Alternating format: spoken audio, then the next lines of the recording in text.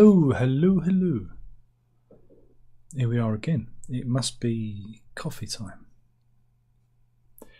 What's on the Daily Mail website? I do not know. Does anybody know? I don't know. So I'm just getting... I've got too many windows open. Too many. Oh dear. That's better. I should really get my house into order before I start this thing, but I kind of just jump in. Prince Harry is in the High Court, and apparently he's clashing with the lawyers. Of course, what we're tuning in for is the court drawings. He looks quite haunted in this one, doesn't he? Looks quite haunted. Yeah, this is Prince Harry at the High Court taking, is it the Mirror? And he can't even remember some of the messages. They cross-examined him yesterday and he was unsure of his own evidence, which, that can't be good. That can't be good. Meanwhile,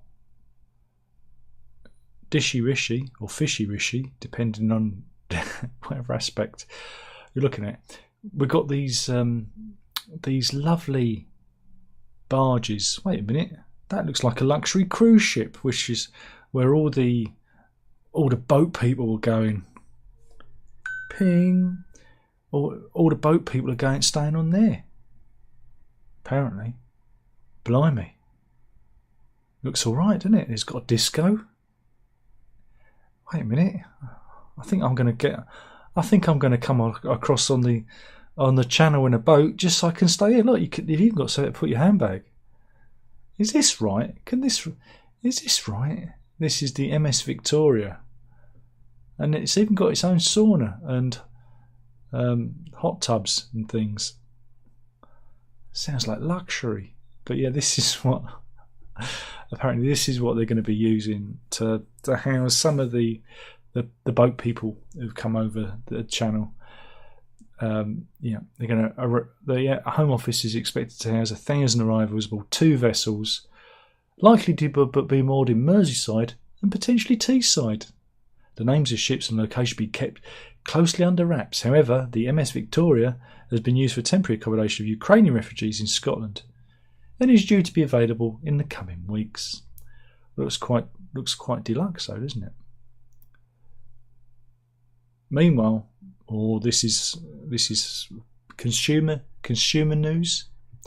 M&S has removed use-by dates from its milk, and is encouraging its customers to use a sniff test to judge whether or not milk has gone sour. Yeah, it's in a bid to cut waste. The retailer will instead use best before dates on cartons this week, urging shoppers to use their own judgment. It says that 490 million pints worth 270 million pings are poured down the drain in the UK every year. That's just it in this house. The missus. She's gone a bit red now. This equates to around 18.5 pints per household. Blimey, that's a lot of wasted milk. This Marks and Spencer's aren't the first retailer to change its milk labelling. Morrison's introduced a label change in January 2022, but other leading retailers such as Tesco, Asda and Sainsbury's are yet to follow. Just sniff it, just go, or as I like to say, if it starts crawling out the fridge, that's when you know it's time to put it in the bin. Put it in the bin.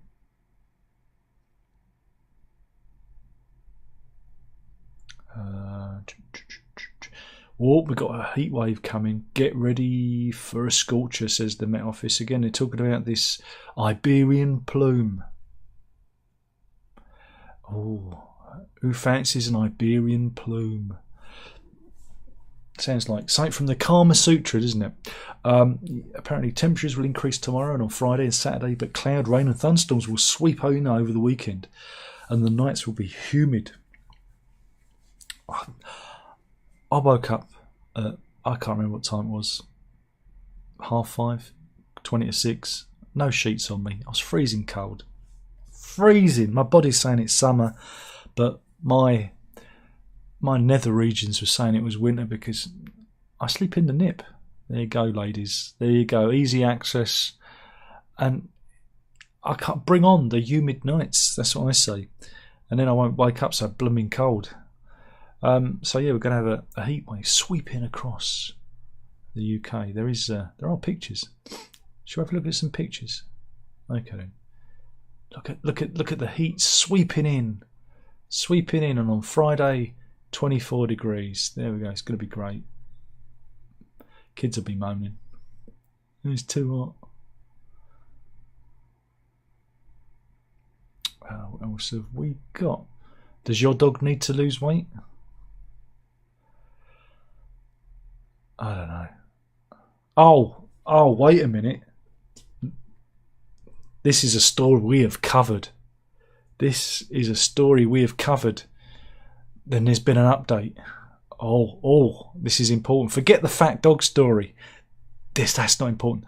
We're going back to the story of Dr. Nicholas Chapman of Taunton in Somerset. He's on trial at Gloucester Crown Court, and he is accused of two offences of causing a woman to engage in sexual activity without consent.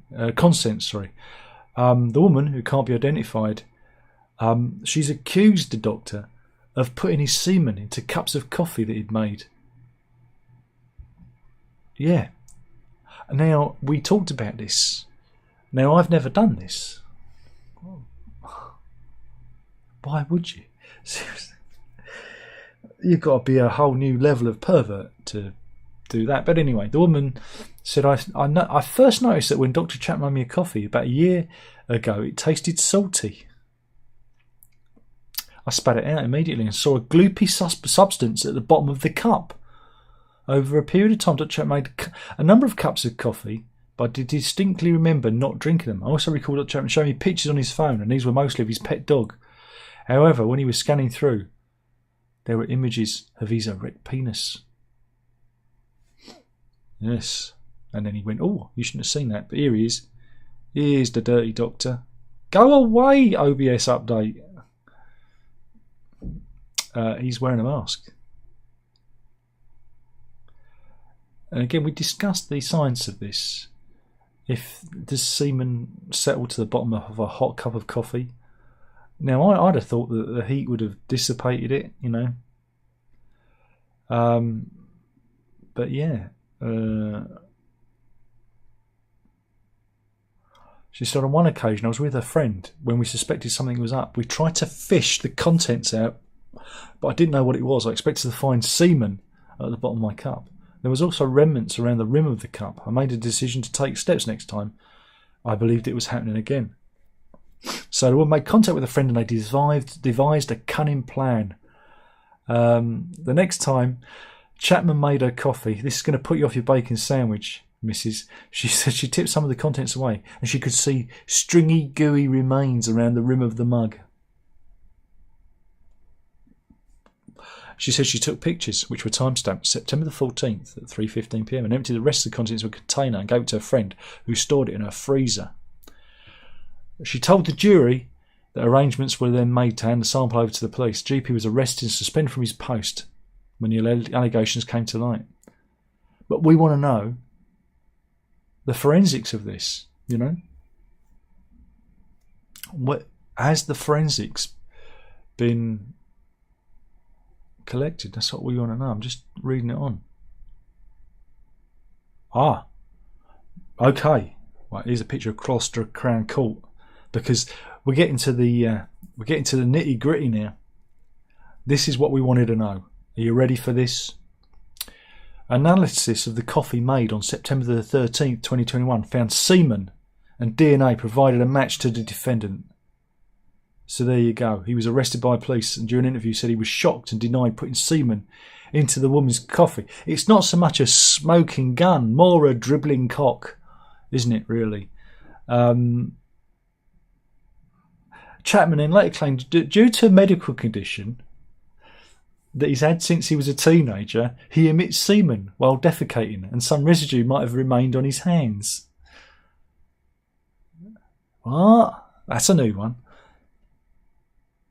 Mr. Posner said the defendant also accepted he masturbated in toilets, but was not sexually gratifying himself over the victim, and may not have washed his hands.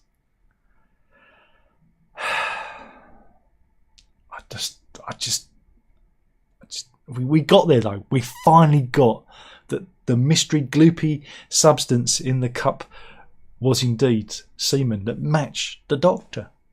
So he really is a dirty dog. How's he going to get out of this? Defence barrister Virginia Cornwall told the jury that doctor's defence is that he did not behave inappropriately at any time and did not exclusively make coffee for the woman. She says he denies putting anything into her coffee at any time and does not know who did so. The trial continues. Dirty dog.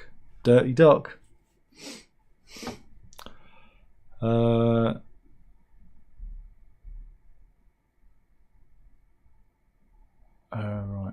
Is it worth doing the fat dogs? No, boring.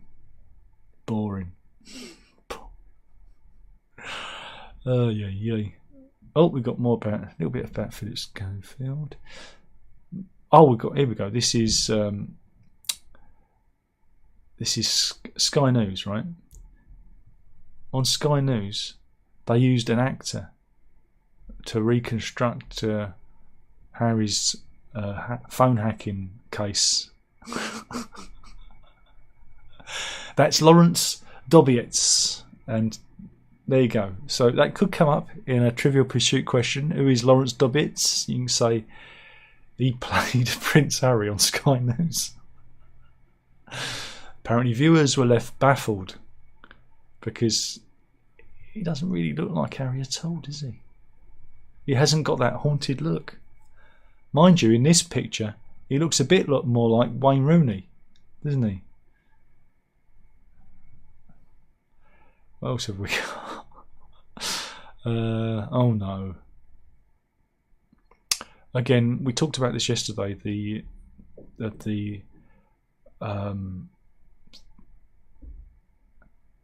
This is the Nova Kakova Dam, which lies at the base of the Dnieper River, right? And it collapsed, partially collapsed, and we can now see the results of the flooding. And yeah, it's created an environmental disaster. And I was reading that the local zoo, 300 animals drowned because they couldn't get them out because the Russians had planted mines around the area, so they couldn't lead the animals to safety. We've got aerial pictures of the dam that's been breached. And it's interesting because some are saying, whilst the Russians are responsible, it may not have been deliberate. It might have been actually an accident because they put mines along the dam. Because some Ukraine intelligence reckons that the Russians have blown up their own encampments. They've, they're actually blown up their own men, and they reckon that Russia may be plotting to blow up the largest nuclear power plant in Europe, the Zaporizhzhia nuclear power plant, which has been seized. Again, a lot of the water, they reckon, from the dam actually went to that power plant for cooling. And here is again more. This is a dramatic picture of the town square underwater.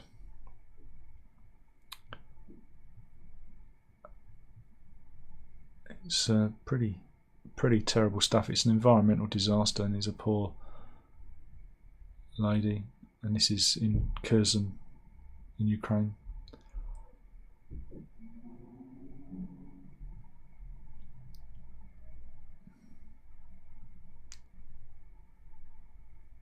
Yeah, very, very dramatic pictures. Can't go through all of them. I'm just scanning. There's just hundreds and hundreds of pictures of the disaster. Anyway, let's move on.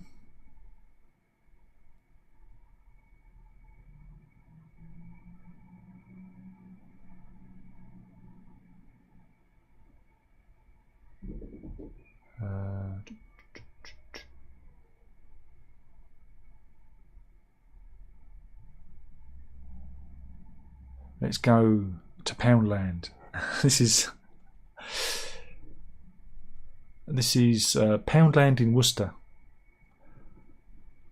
Police were called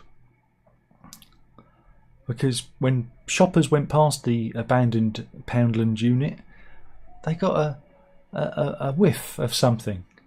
The store had stood empty since it closed at the start of the pandemic in March 2020, and and the police went in and found a massive cannabis farm in Poundland. There you go. Have they released any pictures? No, they haven't released any pictures of the internals, but 2 men, aged 24 and 41, have been arrested in suspicion of cannabis production and remain in police custody. And shoppers were astounded that it was going on a busy thoroughfare, you know, but the smell gave it away. This was covered in the Shambles, which is I think it's isn't that a shopping area within Worcester City's city centre conservation area. 500 plant farm they found. One nearby business owner who wished to remain anonymous said, "When you get here in the mornings, it used to smell so strongly of the stuff, and I guess now we know why. Now there used to be a place around here, that way, and that smell every day. I walked past it with the dog, and it smelled really strongly of that stuff. And they used to have lots of bags of peat, on the doorstep. So I know they don't live there anymore now. They've gone, and so's the smell. Funny enough." And there was a cannabis factory on the road, above just near the kids' school. There was saw that being ripped out. That was fascinating. That was, yeah. What else have we got? Oh, I reckon that Labour could win 470 seats if there was an election. This is a super poll of 10,000 people predicts that the opposition could win an astonishing 470 seats in the election. Well, that'd be good, wouldn't it? That'd be interesting. And it would leave the Tories with just 129 MPs. This is by a survey by Focal Data for Best for Britain. Don't know what that is, but yeah, this is a handy little graph. Look, so Sir Keir will be your next Prime Minister. Oh God, we're doomed. We're doomed. That'd be fine. I'm sure it'd be fine. I'm sure you'll know exactly what to do with all the people coming over the channel. So there you go. Looks like it's going to be a Labour government. Meanwhile, the TikTok generation, and we call them the TikTok generation because that's the sound of their brain cells knocking together. 8 in 10 teachers have said that pupil attention has worsened since the pandemic, and they've noticed a rise in needless chatter, shout and laughing in the classroom. They reckon that Generation COVID is what they're calling them, the TikTok generation, has left them with 10-minute attention spans, and they're unable to sit through assemblies. And this has again been blamed on the pandemic. Yeah, 85% of teachers think the ever-swiping nature of social media sites like TikTok have exacerbated the issue. So it's divided between the lockdown and ticky-tocky. Well, it's again, you're walking around with a computer in your hand and your attention is on that. The findings come from a survey of more than 500 primary and early years teachers in England.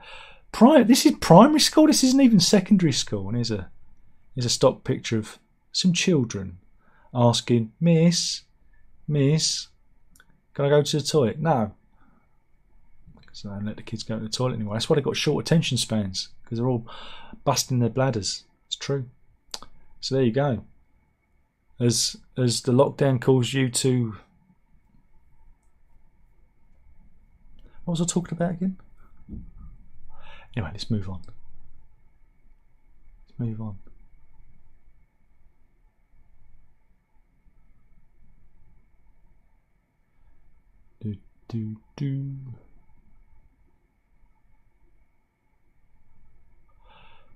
revealed the 5 most common reasons why Brits can't sleep. Is there a... Oh, there is. There's a... In at number 5, uncomfortable bed or mattress. 4, external noise, neighbours, alarms, traffic. In at number 3, it's the missus with her perpetual snoring. Ooh. What's that? She can't afford to divorce me. 2, temperature, too hot or cold. And 1, worry or stress. See, that's the top 5. Are any of your favourites there on the list? Don't tell me. I don't want to know. Restless leg. They ain't got restless leg. Hot leg. Do you ever get hot leg? I do. I stick my leg out of bed and I fall asleep, and and then my leg gets cold, and I need to get up and have a wee because my leg's cold. I don't really need to go, but you know, that's just me, isn't it? I'm a nightmare. I'm a nightmare.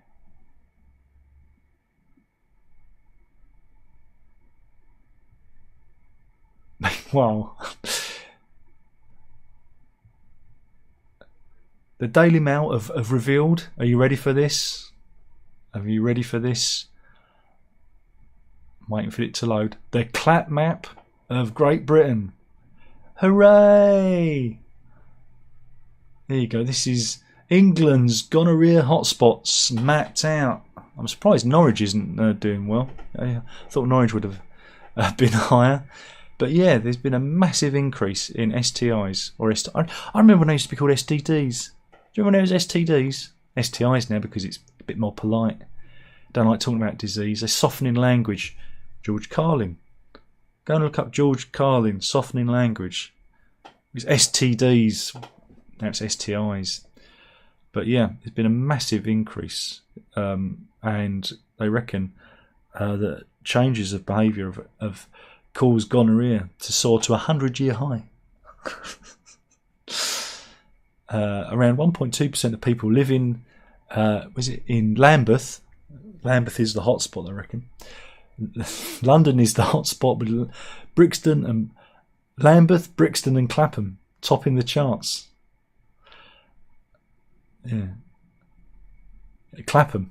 I mean, I love it. Clapham. Clapham. Oh, Jesus. Yeah, 1.2% of people living there tested positive for the clap in 2022. There you go. Both the City of London and Southwark also saw them 1,000 cases diagnosed for every 100,000 residents, the equivalent of 1 in 100 people. And outside London, hotspots included Liverpool, Manchester and Nottingham. There were 82,592 positive tests for gonorrhea nationally, up 50% on 2021 figures and the highest number since record began in 1918. Labs also detected that 8,692 cases of syphilis. Lovely. The most since 1948. Again, they're saying that there's more transmission, though some say it's because there are more tests. Yeah, but why do you have more tests? Because you go, wait a minute, I got a drippy dick. That ain't normal. I'm going to have a test. So there you go. We reckon it's because of the pandemic and everyone got a little bit horny after lockdown, and that's why it's all happened.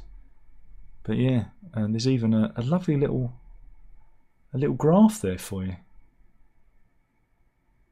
See, swinging 60s, that peaked then, didn't it?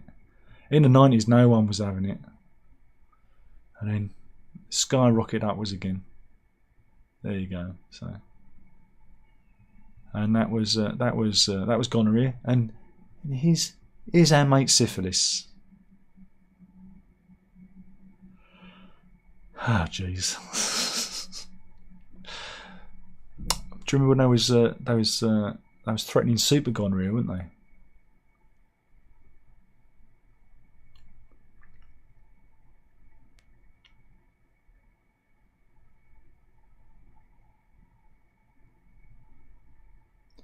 Meanwhile, did you know it's Pride Month? Did you know that? I'm very proud of where I put my genitals. Anyway, at New Mill School in Derbyshire, they're having a non-uniform day, right? And you guessed it, they're having a drag story hour. Yay! But they've asked the kids to drag up for it. No, they haven't. No, that's not real, is it?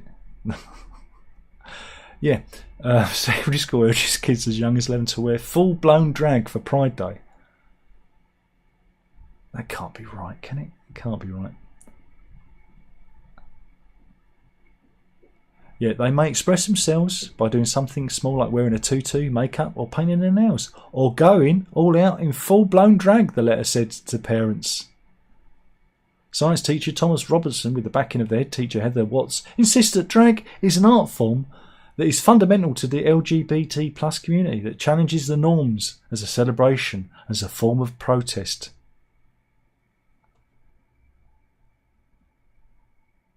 Okay.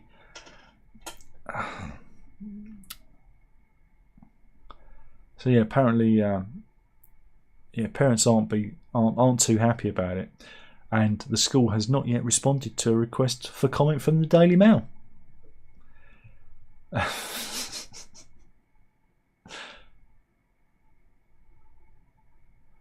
Meanwhile, let's go to a pub in Somerset. This is the Railway in Burnham-on-Sea. Shall we have a look? Here it is, looks quite nice. There you go. But customers were shocked. Why were they shocked? Well, they were shocked when Neil Cox of all names, and Danielle Quiggin stopped off while en route to Cornwall for a break. Right?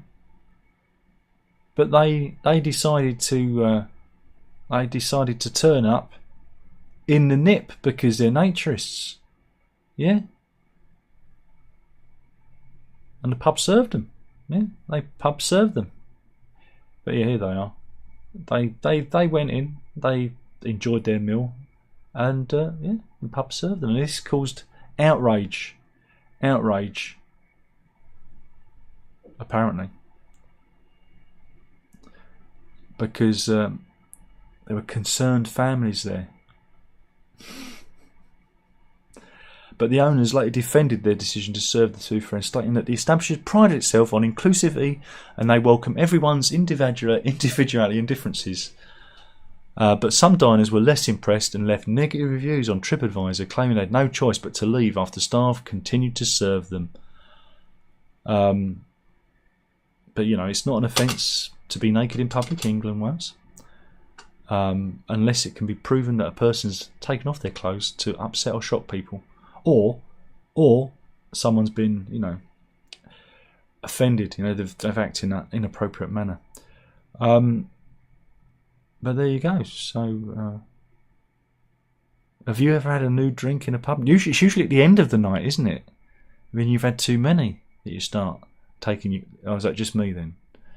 But yeah, they've they left bad reviews. Look, appalling and shocking. It's only appalling and shocking if the bar staff didn't sponge down the upholstery after the couple left. Isn't it? Yeah. Is it done? Have I done yet? I feel like I wanna. Meanwhile, I've already done this joke on the Guardian Facebook page, but I'm going to do it again because I believe in being eco-friendly. I believe in being green. But yes, scientists say, right, that they reckon they've discovered. This is a team from UCL. They've discovered why humans evolved to masturbate. Well, it weren't us, was it? We all know it's the monkeys that started it. And I don't mean the pop group. Hey, I'm a believer. I know, not those tossers. It was the monkeys that started all this. Have you ever been to the zoo? You've been to the zoo? Anyway, but yeah, they reckon that self-stimulation helped men to avoid STIs again, STDs. Stop softening the language. Look up the George Carlin thing. But they reckon their findings indicate that masturbation evolved in male primates in order to increase mating success and to help avoid STIs. But when it comes to females and women, they don't know why women do it. Why? Who knows? And here is a stock image of, I don't know, I think this guy's just won an auction on eBay. Hence his shocked expression. But yeah, these people at UCL, I hope they took a lot of time on this research. I hope they didn't just knock one out. And that was the joke. That was the joke. There you go. That was the joke. That was the joke. But I feel depressed now. Oh, that's good. Nice, Mr. Roger Waters wore his Nazi costume to the O2 gig in London. That's nice. He can do it over here. It's just in Germany where that kind of thing is frowned upon. There you go. Remember, this is satire. Remember, this is satire. Look at him satirising the Nazis. Look at them. Look at him satirising. Look, I'm not really a Nazi because, you know, those of us who are against the Nazis, we often get dressed up as Nazis.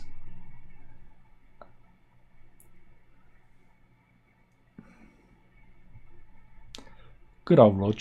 He's not really a Nazi. He just likes to dress up as one. And some nice Jewish people outside. Hey Roger, leave us Jews alone. I like it. I like it. They've quoted his lyrics back at him. I like it. I like it.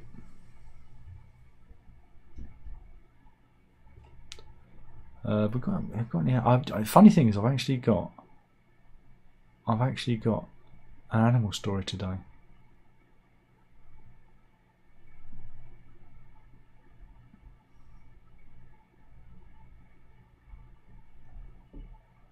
I'm just trying to see if there's any others.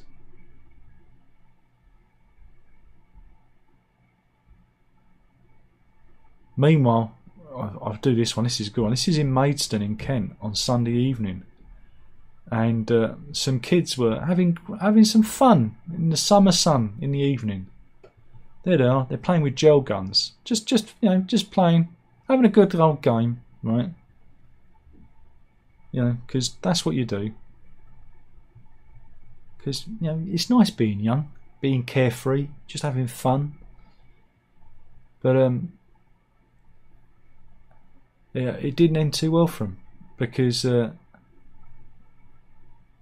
police turned up and arrested them, manhandled them to the ground. Yeah, because you can't even have fun anymore. No, you can't. You can't have fun. Yeah, heavily armed cops descended on them, and yeah, chummy, you're not having. We're the fun police. We're the fun police, kids, and we're taking your fun away. Again, one lady filmed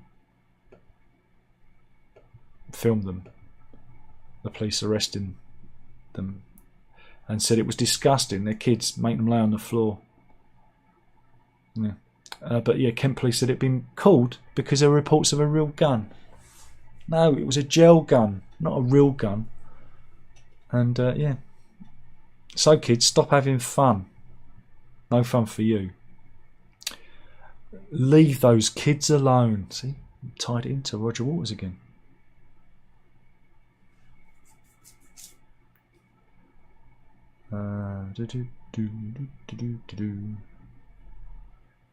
Okay.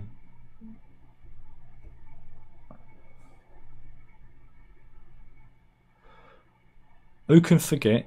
Oh God, I'm going over time here, but we've got some good stories. Do you remember Merivone Rocha Moraes from Brazil? You remember her, don't you? Because she's married to a doll. Do you remember? But apparently, she's accused him of cheating again. He's a serial cheater. right? And she said a friend texted her saying he'd been cheating on me. He says, so that night I got really bad and I made him sleep on the couch. And she punished him. Do you know how she punished him? Look, she made him sleep on the couch. Look at that. But she punished him by taking his penis away. Yeah. Don't worry. His penis is a white dildo, apparently. And he's so upset. Look, he's turned to drink now. So would I if someone took my penis away. So there you go. She's not crazy at all. She's not crazy at all. I'm so demonetised. I'm so demonetised.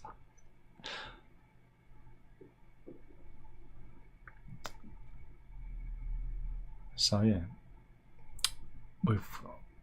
Let's go to the funny folder. Because I do have an animal story. Just bear with me a minute.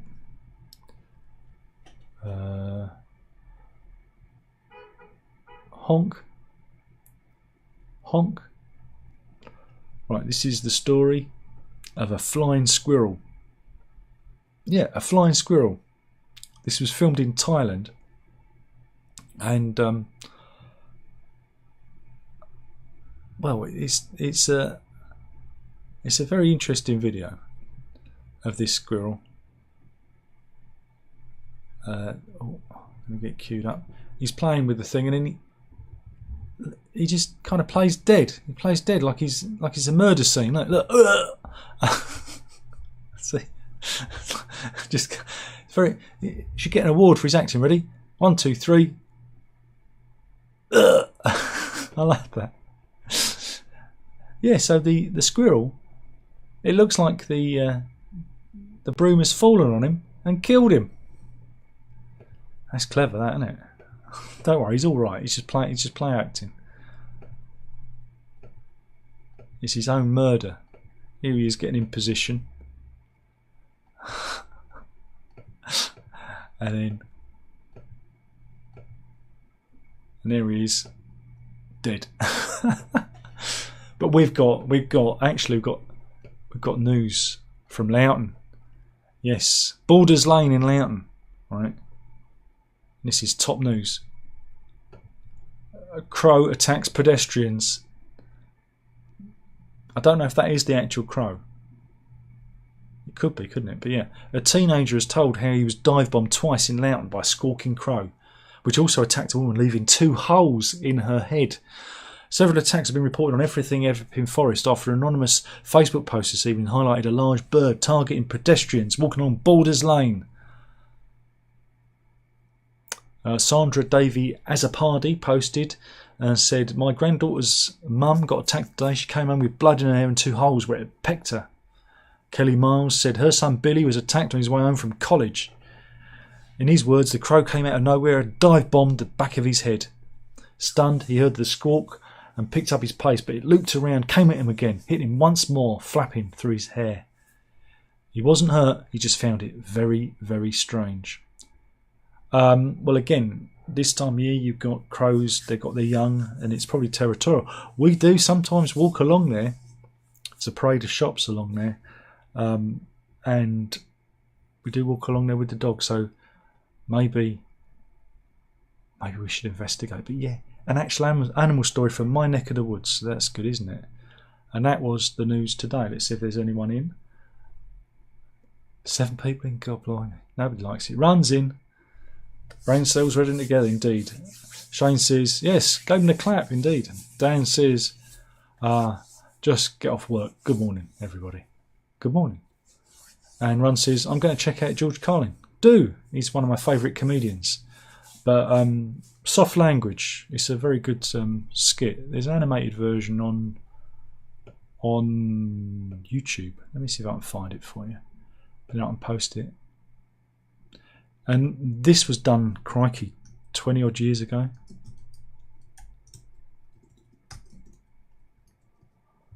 And it's a really good skit. And I'm just here you go. It's one of my favourites. There you go. Enjoy. You might remember him. He was in Bill and Ted's Excellent Adventure. Anyway, thank you for watching. That was the news. Killing the channel, one video at a time. I'm off for a bacon sandwich. You know you've got to